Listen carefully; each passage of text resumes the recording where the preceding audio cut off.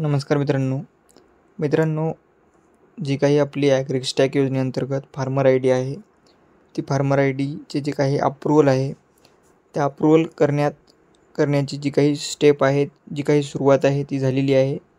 व आता शेतकऱ्यांना जे काही फार्मर आय डी आहे, ते फार्मर आय डी शेतकऱ्यांना प्रोव्हाइड करणं चालू झालेलं आहे. शेतकऱ्यांना फार्मर आय डीचे मेसेज आलेले आहेत अप्रूव्हलचे. तर ते अप्रूव्हल तुमचे झाले की नाही, हे कशा पद्धतीने स्टेटस चेक करायचे, त्याच्या या व्हिडिओमध्ये आपण सांगणार आहोत. तर व्हिडिओ शेवटपर्यंत पहा. व तुम्ही जर आपल्या श्रीकांत यूट्यूब चॅनलवरती नवीन आला असाल तर चॅनलला सबस्क्राईब करून बेल आयकनला ऑल करा. तर मित्रांनो, चेक करण्यासाठी तुम्हाला ही जी काही फार्मर आय डी काढण्याची लिंक आहे ती मी डिस्क्रिप्शन बॉक्समध्ये देणार आहे. तेथून तुम्ही या वेबसाईटवरती येणार आहात. त्यानंतर तुम्ही पाहू शकता या ठिकाणी डॅशबोर्ड, चेक एनरोलमेंट स्टेटस आणि लॉग इन विथ CSC अशा प्रकारचे 3 ऑप्शन दिसत आहेत. तर यापैकी तुम्हाला चेक एनरोलमेंट स्टेटस या पर्यायावरती क्लिक करायचं आहे. आता चेक एनरोलमेंट स्टेटसवरती क्लिक केल्यानंतर या ठिकाणी तुम्ही पाहू शकता एनरोलमेंट आय डी जी आहे, म्हणजे तुम्ही जी CSC केंद्रामार्फत नोंदणी केलेली जी काही आय डी आहे, म्हणजे जी काही रिसिप्ट आहे, त्या रिसिप्टवरती तुम्हाला एक नंबर दिसत असेल, एनरोलमेंट नंबर किंवा एनरोलमेंट आय डी म्हणून किंवा ॲप्लिकेशन आय डी अशा प्रकारच्या नावाने जो काही तुम्हाला नंबर दिसत आहे तो तुम्हाला या ठिकाणी टाकायचा आहे.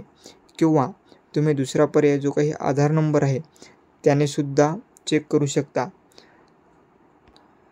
तर मित्रांनो, आता आपण आधार नंबर या ऑप्शनने करणार आहे. तर आता आधार नंबर या पर्यायावरती क्लिक करून या ठिकाणी तुमचा जो काही आधार नंबर आहे तो तुम्हाला आधार नंबर टाकून घ्यायचा आहे.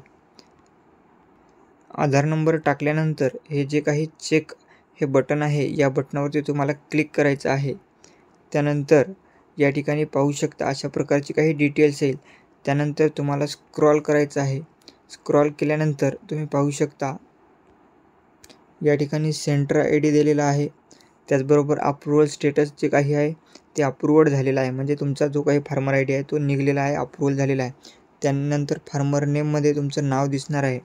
त्यानंतर रिपोर्ट्स एनरोलमेंट डेट, कधी तुमचा एनरोलमेंट डेट जी आहे ती म्हणजे एनरोलमेंट कधी निघाला, तुमची पावती कधी निघाली ते, व अप्रूव्हलची जी काही डेट वगैरे आहे ते सुद्धा या ठिकाणी दाखवत आहे.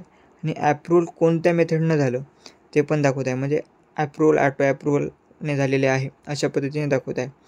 त्यानंतर आता तुमचा फार्मर आय डी नेमका कोणता आहे यापैकी, तर जो या ठिकाणी सेंट्रल आय डी आहे, जो 11 अंकी सेंट्रल आय डी आहे, तोच तुमचा फार्मर आय डी आहे.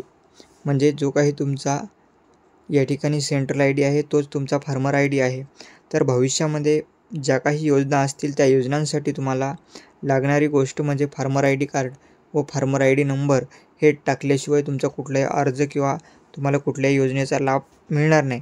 व ज्या शेतकऱ्यांनी अजूनही काढलेले नसतील त्यांनी CSC केंद्रामार्फत आपले जे काही फार्मर आय डी आहे ते काढून घ्यावे. व अशाच माहितीसाठी आपल्या श्रीकांत यूट्यूब चॅनलला सबस्क्राईब करा, बेल आयकनला ऑल करा, व्हिडिओला लाईक करा, शेअर करा. धन्यवाद.